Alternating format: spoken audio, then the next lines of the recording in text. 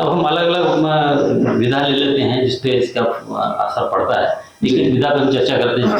जी पहले शुरू करेंगे हम सॉइल पे फॉरेस्ट रिजीफायर्स का कैसे फर्क पड़ता है, उनको क्या परिवर्तन आते हैं और क्या हमको करना चाहिए। देखिए उसमें सॉइल में 2-3 तरह के चेंजेस फायर की वजह से आ सकता है। पहली बात तो जब पेड़ पौधे जलते हैं उनमें जो उनकी बॉडीज में जो मिनरल्स जो जो बंधे हुए थे वो रिलीज होते हैं, वो सॉइल में चले जाते हैं, उसकी फर्टिलिटी बढ़ जाती है। एक ये है। अच्छा, एक बात जो है ये हमारे यहाँ बड़ी गंभीर समस्या है पराली की। तो पराली की जो आग है और आप जिस जंगल की आग की बात कर रहे हैं, क्या ये दोनों एक जैसे हैं या पराली जाने आप कई फायदे बता रहे हैं? नहीं, मैं फायदा नहीं बता रहा हूँ। नहीं, पराली जो है आप ये बता रहे हैं, हाँ, ये हमेशा बुरी ही नहीं होती, हमेशा इसके कई फायदे भी हैं। तो क्या ये पराली क्योंकि पराली इसीलिए जलाई जाती है कि उसके कुछ फायदे भी हैं, किसान इसीलिए पराली जलाता है कि उसके कुछ फायदे भी। भाई ऐसा आग से भी तो वो कौन से फायदे? मैं बताता हूँ, 2 फायदे हैं, 2 फायदे बताता हूँ। आप उसका कॉस्ट बेनिफिट एनालिसिस करें। नहीं किसान इससे वातावरण को नुकसान हो रहा है या इससे देखना होता है कि पर्यावरण को किसकी दृष्टि से देखना चाहते हैं, फायदा हो रहा है। फायर को किसकी दृष्टि से देखना चाहते हैं। अगर किसान की दृष्टि से देखना चाहते हैं तो उसको फायदा ही फायदा है। अगर वो दिल्ली में रहने वाले आदमी तो उनका तो दम उड़ जाता है। सही है, बिल्कुल सही है, वो तो प्रॉब्लम है ही। लेकिन किसान की मजबूरी है कि उसको अपनी जमीन अगले क्रॉप के लिए खाली करनी है। वो खाली करने के लिए उसको जला देना सबसे सस्ता तरीका। दूसरे तरीके बहुत महंगे हैं उसके लिए, दूसरे महंगे हैं और प्रैक्टिकल नहीं है। अभी तक तो जितने भी कोशिश की है गवर्नमेंट ने, चाहे वो केमिकल डाइजेस्टर दिए हैं, चाहे बायोलॉजिकल डाइजेस्टर दिए हैं, चाहे उसको पराली को ले जाके उसका कहीं कन्वर्ट करके कुछ उसका नए प्रोडक्ट बनाने की कोशिश कर रहे हैं, पर अभी बड़ी स्केल के ऊपर ये जो सोल्यूशन काम नहीं कर रहे हैं। तो एक तो फायदा ये कि जमीन खाली हो जाती है, दूसरा ये है कि उस जमीन उस पराली में जो केमिकल रहते हैं चाहे वो सारे के सारे जमीन में आ जाते हैं, उसकी पूरी फर्टिलिटी वो बढ़ जाती है। तो आग सभी जगह नए लाइफ के लिए अपॉर्चुनिटीज पैदा करती है, वही खेतों में भी करती है, वही जंगल में भी करती है। दूसरा इश्यू था कि वनस्पति में नहीं, पहले सॉइल वाला पूरा कर लें। पहला तो ये असर होता है कि सॉइल में एक्स्ट्रा मिनरल आ जाते हैं, जिसकी वजह से इमीडिएटली अगले साल जो नए पौधे आएंगे वो ज्यादा हेल्दी दिखते हैं। दूसरा बात यह है कि जो सॉइल के अंदर ऑर्गेनिक मैटर है वो जल जाता है। तो हमारी जो सॉइल जो है उसकी जो कंपोजिशन है, उसका टेक्सचर जो है, उसकी एक नंबर 1 उसमें कितना ऑर्गेनिक मैटर है, ह्यूमस कितना है वो, और उसमें मिनरल मैटर कितना, दोनों के मिक्सचर पे डिपेंड करता है। तो जब ह्यूमस जो है या ऑर्गेनिक मैटर जल जाता है तो सॉइल की पोरोसिटी कम हो जाती है, तो जमीन के अंदर पानी जाना कम हो जाता है, तो वो इसका नेगेटिव असर होता है, तो पानी अंदर जाता नहीं है। दूसरी बात यह है कि अगर आग जो है उसका कितना डीप हीट जाती है, ये भी एक अलग से फैक्टर है। अगर तो माइल्ड आग है तो सरफेस पे ही गर्मी होगी तो ज्यादा एक तरह का असर होगा, लेकिन अगर बहुत सीवियर फायर है और उसका अगर डीप असर होता है तो नीचे जो रूट्स हेयर्स हैं, जो टेंडर रूट्स हैं, वो जल जाते हैं, वो पौधों के ऊपर एक अलग तरह का उसमें असर होता है। तो कई जगह ऐसा होता है कि जैसे ऑर्गेनिक मैटर जो जलता नहीं, पिघल जाता है, पिघल के सरफेस के ऊपर एक लेयर, इम्परवियस लेयर बन जाती है, जिसकी वजह से जब बरसात होगी तो पानी जमीन के जाने के बजाय सरफेस के ऊपर रन ऑफ होगा, जिससे वो जो सॉइल इरोजन है, मिट्टी का जो क्षरण है वो बहुत बढ़ जाता है, जिससे नदियों में फ्लड भी आ सकते हैं और जिसकी वजह से नदियों में जो डैमों में सिल्टेशन होता है वो सब भी हो सकता है। इस तरह से बहुत सारे उसके chemical changes and physical changes दोनों ही होते हैं। हाँ, क्योंकि इसमें कई रिपोर्ट्स मैंने पढ़ी है जिसमें ये डर बताया गया है कि पंजाब की जो एग्रीकल्चर लैंड है ये पराली जलाने के कारण साल दर साल जलाने के कारण कभी कभार 1 साल 2 साल बाद है तो वहां की जमीन डिजर्ट बनती है। क्या ये खैर मैं इस विषय का एक्सपर्ट नहीं हूँ, इसलिए जो बात करेंगे अपन एक कॉमन सेंस की बात करेंगे और इस टाइप की रिपोर्ट्स आती है। पंजाब की अभी तो किसान इसके पंजाब की जमीन 2 तरह से खराब हो रही है। नंबर एक, जमीन का पानी बहुत निकाला जा रहा है, जिससे वाटर टेबल बहुत नीचे जा रहा है। दूसरी बात, केमिकल्स का यूज बहुत ज्यादा हो रहा है, जिसकी वजह से जो उसकी केमिस्ट्री है सॉइल की वो खराब हो रही है। बहुत सारी सॉइल जो है वो एल्कलाइन या एसिडिक होती जा रही हैं, जिसकी वजह से उसकी प्रोडक्टिविटी, और उसको कंट्रोल करने के लिए और केमिकल डालने पड़ते हैं। सर्किल जो है ना बन गया है, तो वो चलाने से संबंधित नहीं है, किसान जो है अलग तरह की प्रैक्टिसेस है। उसको ये चीज समझ में नहीं आती है कि सर इसके लॉन्ग टर्म इफेक्ट क्या है। हाँ, यानी कि अगर आप कंपोस्ट खाद का यूज करें और ये केमिकल फर्टिलाइजर को कम करके इमीडिएटली प्रोडक्टिविटी थोड़ी कम होगी, मगर यही चीज जो है, अगर आपको ख्याल हो कि श्रीलंका में क्या हुआ था, उन्होंने एकदम ड्रास्टिक चेंज कर दिया कि सब हम केमिकल फर्टिलाइजर डालेंगे ही नहीं। नतीजा ये हुआ कि प्रोडक्शन एकदम कम हुआ जी, जिस कारण उनको वहां पे जो है ना इन्फ्लेशन इतना बढ़ गया कि उसके अर्थव्यवस्था के ऊपर उनके, इसलिए आपको बैलेंस रखने की जरूरत है। आपको जो मॉडर्न इनपुट्स हैं उनकी जरूरत पड़ेगी। इतनी दुनिया को ले खाना केवल ऑर्गेनिक तरीके से पैदा करना मेरे ख्याल में बहुत मुश्किल होगा। तो आपको केमिकल जरूरत तो पड़ेगी, लेकिन एक बैलेंस लाना जरूरी है। उसको आप ऑर्गेनिक तरीका भी उसमें रखें और जितनी कम से कम केमिकल की जरूरत है उसको आप इस्तेमाल करें। सारी व्यवस्थाओं में ये हमको करना होगा, बैलेंस तो रखना पड़ेगा। आपको देखना है कि हमें भाई 1.5 बिलियन लोगों को हमें खाना खिलाना है, तो अगर हमारा 10-20% भी कम हो गया तो हमारे पास लोग भूखे मर जाएंगे। हमारे पास पेइंग कैपेसिटी, बाइंग कैपेसिटी लोगों की है नहीं बहुत ज्यादा। जी, तो विषय तो ये देखा आपने कि सॉइल के ऊपर कई तरह के फिजिकल केमिकल होते हैं। जब हम प्लांट्स पे आते हैं, it is very interesting area. जब प्लांट्स, देखिए fire is basically a mechanism for decomposing life. कोई भी जीव जो दुनिया में है उसको अल्टीमेटली डीकंपोज होना है, चाहे हम हैं, चाहे पेड़ पौधे हैं, चाहे कोई भी है, उसको अल्टीमेटली एलिमेंट्स में कन्वर्ट होना है। चाहे आप, और उसके 2 तरीके हैं, एक बायोलॉजिकल डीकंपोजिशन, दूसरा पंच तत्वों में विलीन होना है, और दूसरा फायर। जो जब हम भोजन खाते हैं तो हम दूसरे जीवों को डिकम्पोज करते हैं, चाहे वो प्लांट्स हो चाहे वो मीट हो। तो जब हम मरते हैं तो हमें जो भी कीड़े, जब बैक्टीरिया, जो फंगस, जो भी अल्टीमेटली हमारे सिस्टम में, हिंदू सिखों में जला देते हैं तो डिकम्पोज होकर पूरे अलग हो जाते हैं। सिमिलरली जो नेचुरल या फायर है, इसका मेन काम है बायोमास को ब्रेकअप करके, डिकम्पोज करके एलिमेंट्स को रिलीज करने का। तो जो प्लांट्स है, सबसे ज्यादा बायोमास हमारी धरती पे है प्लांट्स में। तो ये जो बायोमास है, अगर ये डिकम्पोज ना हो, जस्ट इमेजिन कि लाखों साल पहले जो पेड़ पैदा हुए थे, अगर वो सड़ते नहीं तो नए पेड़ों को पैदा होने के लिए धरती पे जगह ना होती। तो साहब, अगर वो नहीं सड़ते तो आज ये पेट्रोलियम नहीं निकालता, क्रूड ऑयल नहीं बनता। वो तो अलग इशू हो गया। नहीं, वो सड़े नहीं, वो उनका बायोमास धरती के नीचे कन्वर्ट हो गया, टोटली डिकम्पोज नहीं हुए। That is also a way of releasing the elements. पर वो डिकम्पोज नहीं हुए, वो एक तरह से उनका केमिकल रिएक्शन होके एक दूसरे फॉर्म में कन्वर्ट हो गया। फायर जो है वो, या जो बायोलॉजिकल डिकम्पोजिशन है, उसमें एक तरह से ultimately chemicals are released, and those chemical, number one, those chemicals are used by new life. Secondly, the space released by them is used by new life. तो जंगल में जब आग लगती है तो कुछ पौधे मरते हैं और कुछ पौधों के लिए उसकी वजह से नई लाइफ मिलती है।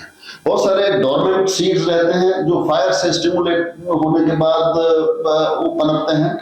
बहुत सारे ऐसे हैं जहाँ जिनको, जैसे साल का बीज है, अगर उससे पहले अगर जमीन को भी इतना मोटा पत्तों की लेयर लग जाती है तो वो रिजनरेट नहीं कर सकते। तो वो जब आग लगती है, पत्ते जलते हैं, तो वो जमीन के साथ, जो जिसको सीड बेड कहते हैं हम, जब सीड का बेड के साथ जब तो कांटेक्ट नहीं होगा तब तक वो नहीं होगा। तो लेकिन ये जो पेड़ पौधे हैं जिनको फायर के साथ सदियों से पाला पड़ता रहा है, उन्होंने अपने अपने तरीके निकाले। कई ऐसे हैं जिनके जैसे आग लग गई, उसके इमीडिएटली बाद उनकी जो डोरमेंट बड्स हैं या रूट सकर्स हैं, उनमें से नए नए शूट्स निकलना शुरू कर देते हैं। बहुत सारे ऐसे हैं कि जो उनके जो बीज हैं वो फायर के रीच के ऊपर लगते हैं। बहुत सारे हमारे कोनिफर्स हैं कि वो उनकी जो कोन्स हैं वो फायर अगर 50 फुट तक जाती है तो 70-80 फुट पर जाके वो लगेंगे ताकि फायर जो है वो कुछ कर ना पाए। या फिर ये होता है कि कोन उनकी खुलती तब है जब आग निकल जाती है तो वो बीज उनके बचे रहते हैं। आग जाने के बाद सीड बेड भी तैयार हो जाता है, तो नीचे जो ऑर्गेनिक बायोमास था, जो बहुत सारा लीटर था वो खत्म हो गया। तो जो बीज गिरे वो धरती के साथ उनका संपर्क हो गया, उनको डोमिनेट होने के लिए उनको जगह मिल गई। तो इस तरह से मैं जैसे इस किताब में मैंने ये लिखा है,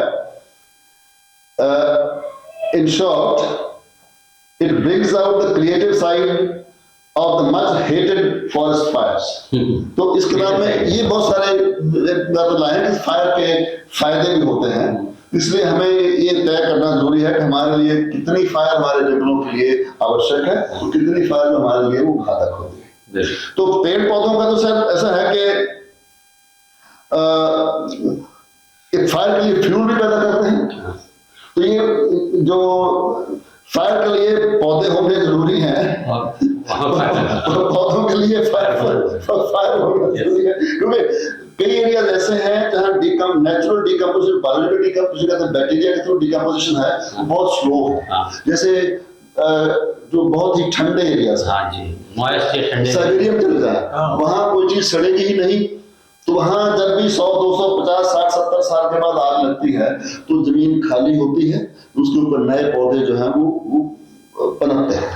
जैसे आपको याद होगा 1984 में येलोस्टोन नेशनल पार्क में आग लगी थी, तो 1988 में, तो वहां करीब 200 साल के बाद आग लगी थी वहां। और मैं 1992 में वहां गया था, तो मीलों तक पेड़ जो है वो डेड पड़े थे, मीलों तक। लेकिन उस समय वेरी इंटरेस्टिंग, उन्होंने सभी आग को बुझाने का कोशिश नहीं की। उन्होंने पार्लियामेंट में उनको बुलाया गया, इनके जो चीफ साइंटिस्ट थे, उन्होंने कहा साहब ये जो आई है फायर से हमारे एरिया में, ये नेचुरल साइकिल के मुताबिक आई है, अगर इसको हम इंटरफियर नहीं करेंगे। अगर उसके बाद नई पॉलिसी बनाई, उसमें लगा कि नहीं सर टोटल आप अगर फ्री छुट्टी दे देंगे तो भी ठीक नहीं है। उन्होंने फिर ये तय किया कि अगर टेम्परेचर याद डिटेल कितने इतने से ज्यादा हो तो हम आग को बुझाएंगे, अगर विंड स्पीड से ज्यादा हो तो हम आग को बुझाएंगे, यदि आसपास में कोई बस्ती हो जहां लगी हो तो हम आग को बुझाएंगे। तो लेकिन पॉलिसी बना दी। हाँ, और लेकिन इसीलिए मैं इस जगह ऐसा भी गया कि जहां कई जंगलों में सदियों तक आग ना लगने से, रोकने से वो जंगल परिवर्तित हो गया था और वो वहां फायर रीप्रोड्यूस कर रहे थे। एक ब्लू माउंटेन नाम का जंगल है अमेरिका में, तो वहां उन्होंने आग को उन्होंने पूरा काबू पा लिया।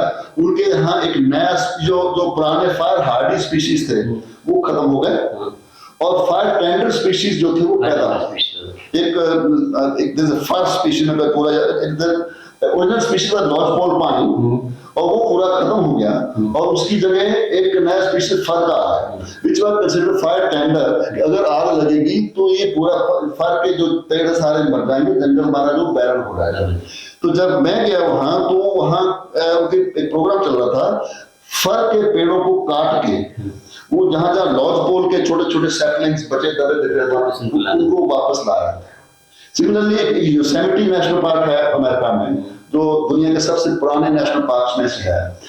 उनका करीब 16% एरिया ऐसा था जो बहुत लंबे समय से जहां आग नहीं लगी थी। तो वो उनका प्रोग्राम था अगले 10 सालों में इस जंगल में हम आग को वापस लाएंगे ताकि ये जंगल ज्यादा नेचुरल हो जाए, क्योंकि वो जो आग ना लगने से वहां की जो वेजिटेशन है पूरी की पूरी वो चेंज हो गई थी, did not fit into the local ecosystem. तो उनको डर ये था कि अगर अभी आग लगेगी तो हो सकता है फिर ये बहुत भारी नुकसान हो जाए। तो वो थोड़ा थोड़ा करके हर साल शायद 16,000 हेक्टेयर कुछ ऐसा आंकड़ा मुझे याद नहीं है, इतना एरिया हर साल वो आग लगाएंगे कंट्रोल तरीके से पहले फ्यूल को मैनेज करेंगे, वो ऐसा नहीं कि वो भी बेकाबू हो जाए, तो इस तरह से वो उसको पूरे का पूरे सिस्टम को दोबारा नेचुरल कंडीशंस में लाने की कोशिश कर रहे थे। तो ये तो हो गया पेड़ पौधों के ऊपर फायर का असर। थर्ड चीज है जो वाइल्ड एनिमल्स हैं, जीव जंतुओं का असर। जीव जंतु के ऊपर सबसे ज्यादा रिसर्च हुई है बर्ड्स के ऊपर। बर्ड्स जो है फायर को कैसे रिएक्ट करते हैं, और इंसेक्ट ऑफ कोर्स। तो जब पेड़ पौधे जलते हैं तो उसके साथ छोटे मोटे जीवों पे भी असर होता है, बहुत सारे मरते हैं, बहुत सारे भाग जाते हैं, बहुत सारे छुप जाते हैं। तो लेकिन आग के जाने के बाद जो असर है डिपेंड करता है फायर की फ्रीक्वेंसी के ऊपर, कि कितनी टाइम के बाद फायर आ रही है, फायर की सिवेरिटी के ऊपर कि कितनी सीवियर फायर हुई है, या फायर की सीजनलिटी के ऊपर कि सीजन में आग लगी, ठंडे सीजन में आग लगी कि गर्म सीजन में आग लगी। तो ऐसी कई चीजें रहती हैं।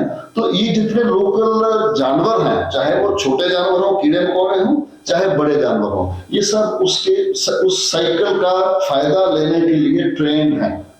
कुदरत ने इनको ये क्षमता दे रखी है कि उस सिस्टम से फायर से, जैसे बड़े जानवर आग में बहुत ही कम कभी मरते हैं। कभी कभी हम जब जंगल में आग लगती है ना, जैसे ये था ऑस्ट्रेलिया में आग लगी, इतने बिलियन जानवर मर गए। हाँ, ऑस्ट्रेलिया की वो वहां पर तो कई वो एक अलार्मिस्ट रिपोर्ट थी, जिसका इतने जानवर वहां है ही नहीं। मकाऊ वगैरह कुछ नहीं, ऐसा वो अलग चीज है। लेकिन कहने का मतलब ये है कि जितने बड़े जानवर हैं वो आराम से फायर को इवेड कर लेते हैं, क्योंकि वो मोबाइल निकल जाता है। लेकिन एक्सीडेंटली कभी कभार कोई होता है, कोई मतलब नहीं, टोटली नहीं मरेंगे ऐसा नहीं होता है। छोटे जीव जो हैं वो, जैसे जितने भी हमारे रेप्टाइल्स हैं, लोगों ने बहुत सारी स्टडीज की कि रेप्टाइल की डेंसिटी फायर से पहले और बाद में क्या चेंजेस आए। अधिकतर एरियाज में या तो डेंसिटी चेंज नहीं हुई या इंप्रूव हो गई, क्योंकि उनको बेटर फूड सोर्सेज मिलने लगे। तो ऐसे बहुत सारे इंसेक्ट हैं जो बर्ड एरिया को अटैक करते हैं। कई इंसेक्ट ऐसे हैं जो बर्ड बार्क जो है उस पे फीड करते हैं, या उसमें अंडे देते हैं आके। वो अगर वो जलेगा नहीं पेड़ तो उसमें अंडे देने के लिए उनको जगह नहीं मिलती है। तो इंसेक्ट जब आते हैं तो उनको खाने के लिए चिड़िया आती है। तो चिड़िया आती है तो चिड़िया को खाने वाले जो रैप्टर बर्ड्स हैं वो आते हैं। ये पूरा जो है सिस्टम जो है एक तरह से रीचर्निंग होती है जब फायर लगती है। तो ये नहीं कहते कि सबको फायदा ही होता है, लेकिन सबको नुकसान भी नहीं होता। तो लेकिन सिस्टम की जो क्योंकि हजारों सालों से यही होता है, तो इसलिए ये कहते हैं कि इनसे कोई किसी स्पीशीज का कोई बहुत भारी एक्सटिंक्शन हो जाए फायर की वजह से, ऐसा नहीं होता है। इसके लिए एक बैलेंस क्रिएट कर देता है, बैलेंस रहता है ओवरऑल इकोसिस्टम। क्योंकि अल्टीमेटली एक बात याद रखनी है अपने को कि हमेशा से कोई जंगल आग से नहीं बचेगा।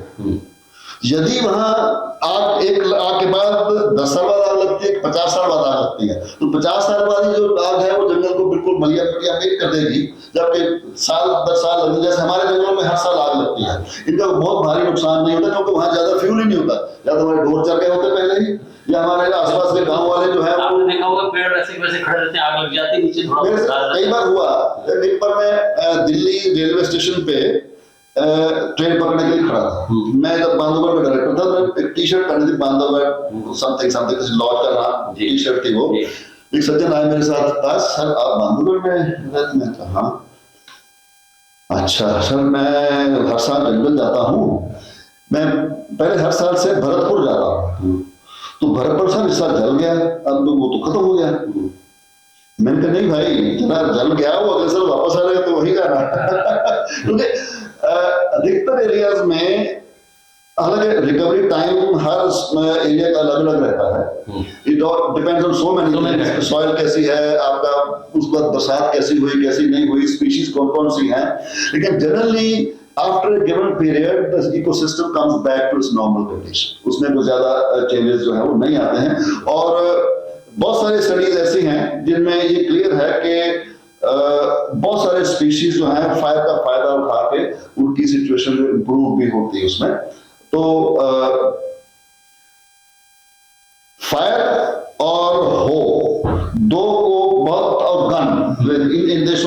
इन 3 चीजों को वाइल्ड लाइफ मैनेजमेंट के लिए एक बहुत बड़ा टूल मानते हैं। हाँ। कि आपको वेजिटेशन मैनिपुलेट करना है फायर से और हो से, मतलब काट पाट के करना। और तीसरा, जो जानवर हैं जब उनकी डेंसिटी बढ़ कर जाती है तो उनको आप गन से आप उसको बैलेंस करेंगे।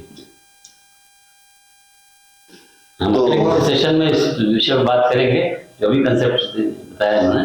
जिनकी चौथी किताब है वो इसी विषय को डील करती है, और किसी अगले सेशन में हम जरूर आप तैयारी करके करें आज का सत्र करीबन 30 मिनट से ज्यादा का हो गया है। जी जी बिल्कुल। तो मैं दर्शकों से एक अनुरोध करना चाहूंगा कि पावला साहब ने आज जो भी आपसे चर्चा करी, इस संबंध में यदि आप कोई प्रश्न पूछना चाहें, आपकी कोई क्यूरियोसिटी है, कुछ और जानकारी आप चाहते हैं, तो पावला साहब क्योंकि हमारे मंच के साथ में जुड़े हुए हैं, वो सारे क्वेश्चन का आंसर आपके साथ चर्चा करके आपको पूरी तरह से संतुष्ट करने का हम प्रयास करेंगे।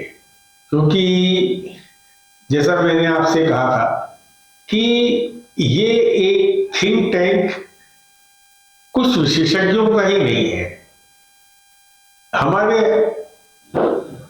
दर्शक अपना एक मत रख सकते हैं, अपना एक छोटा सा भी योगदान अगर देना चाहें तो हो सकता है कि उससे जो हमारे विशेषज्ञ हैं इनके ज्ञान में भी कुछ बढ़ोतरी हो जाए। कह नहीं सकते, क्योंकि जो शिक्षा है, जो ज्ञान है, ये कहीं से भी अगर मिलता है तो उसका हमेशा स्वागत करना चाहिए। और मेरी दर्शकों से यही प्रार्थना है कि आप सिर्फ दर्शक बन के मत रहिए। आप जो मुद्दे आज हमने चर्चा की उसमें आपकी कोई भी अगर जिज्ञासा है, कुछ और ज्यादा जानना चाहते हैं, और जो आज चर्चा हुई उसमें उसको इनरिच कैसे कर सकते हैं आप, तो इस संबंध में भी आप अपना मत सामने रखिए। और इसी के साथ में मैं पावला साहब को एक बार फिर से बहुत धन्यवाद कहता हूं कि उन्होंने अपना कीमती समय निकाल के यहाँ पे चर्चा में उपलब्ध हुए। दवे साहब ने भी, वैसे आज मुख्यतः हमारे मुख्य वक्ता तो पावला साहब थे, मगर दवे साहब भी जो है ना किसी न किसी सेशन में मुख्य वक्ता के रूप में आएंगे, और बारी ये चर्चा जो है सिलसिला ये जारी रहेगा। और मेरा आप लोगों से भी ये अनुरोध है कि अगर कोई और विशेषज्ञ जुड़ना चाहे, चर्चा में जुड़ना चाहे, और अगर वो इस मंच को और अधिक जो है ना वाइड बेस बना सके, तो आप लोग उनको भी आमंत्रित करें। जी अच्छा, मैंने ऑनलाइन कर सकते हैं, या अगर वो यहाँ पे आके जो है ना अगर भोपाल में है या आसपास कहीं है तो समय निकाल के जो है ना चर्चा कर सकते हैं। जी तो मैं आज आपसे विदा लेता हूँ। धन्यवाद। Thank you. धन्यवाद जी।